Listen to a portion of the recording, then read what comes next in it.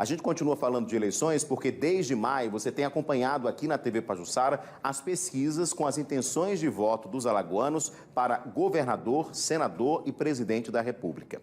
As pesquisas, encomendadas pelo Pajuçara Sistema de Comunicação, são realizadas pelo Instituto Paraná Pesquisas.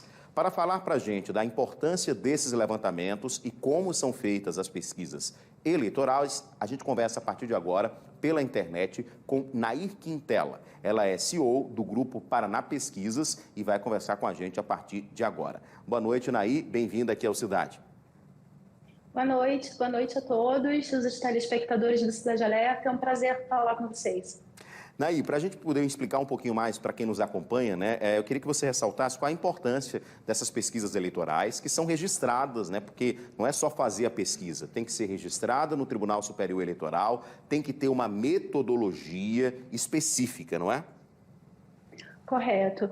Em anos eleitorais, para fazer qualquer pesquisa eleitoral, essa intenção, essa pesquisa, ela tem que ser registrada no Tribunal Superior Eleitoral, onde a gente tem um número de registro, tanto para os cargos de governador, senador, presidente, e como a gente falou aí na hora de divulgar esses dados, vocês colocaram aí o número do registro.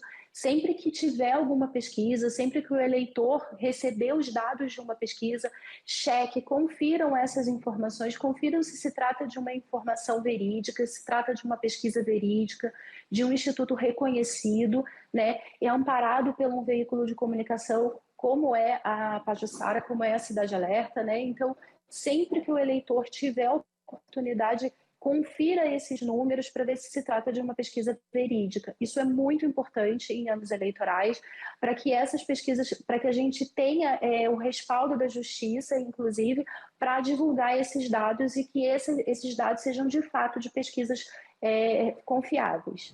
Agora, Nair, para a gente falar a linguagem de quem nos acompanha, do telespectador, muita gente questiona assim, olha, eu nunca ouvi, ninguém me perguntou, ninguém me parou na rua, ninguém me ligou para saber qual era a minha intenção de voto, A gente tem que explicar que tem uma metodologia, então assim, não dá para ouvir todo mundo para saber a opinião de todo mundo. Então eu queria que você explicasse como é que uma parcela, você ouvindo apenas uma parcela da população, você pode ter uma ideia da média daquela votação. Olha, eu faço uma brincadeira, entre aspas, para explicar como que a gente coleta uma amostra, E aí eu uso uma alusão, assim, eu uso uma figura de linguagem que seria quando você faz aí a dona de casa, quando está fazendo uma sopa em casa, por exemplo, e ela temperou essa sopa, e ela mistura a sopa, ela não precisa experimentar toda a panela de sopa para verificar se está bom de sal, por exemplo. Ela pega uma colherzinha, ela mistura bem, pega uma colherzinha e experimenta e vê se está bom de sal. Quando a gente coleta uma amostra da população, é quase que a mesma coisa. A gente mistura bem essa população e a gente tira uma parcela dela que tenha todas as características dessa população. Por exemplo, quando a gente fala de eleição, a gente coleta prioritariamente, a gente utiliza os parâmetros homem e mulher, que é o gênero, a gente utiliza a faixa etária, a escolaridade. Então, dentro da nossa amostra, quando vocês recebem os dados, todas essas parcelas da população, elas estão representadas nessa amostra que a gente coleta. Então, o universo do estado de Alagoas, por exemplo, como é o caso dos dados que nós estamos conversando aqui, ele tem as mesmas características de todo o universo. Então, quando a gente fala de uma amostra, isso é bastante importante que esses dados eles sejam de fato representativos dessa população. Por isso que quando a gente fala aí de um estado inteiro e quando a gente fala, entrevistamos 1.510, como que é possível que essas 1.510 representem o estado? Por conta de todas essas características que a gente respeita para fazer essa pesquisa.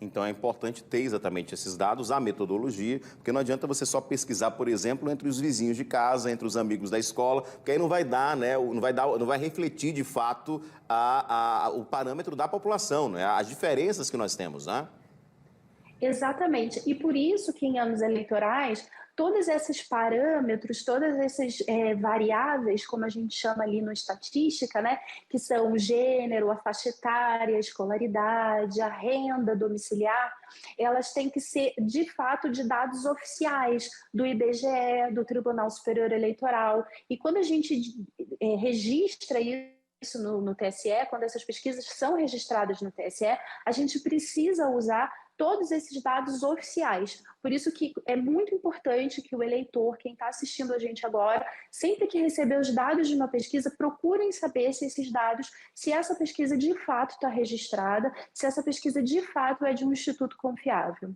Perfeito. Para a gente terminar, a conversa é importante para a gente ressaltar isso também, mas aí qual é a diferença, queria que você explicasse, da pesquisa estimulada e a pesquisa espontânea, porque pode ser feita dessas duas formas também, não é?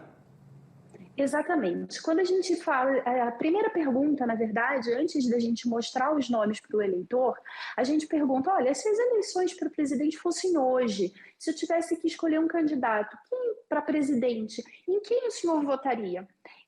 A gente não mostra nenhum nome para essa pessoa.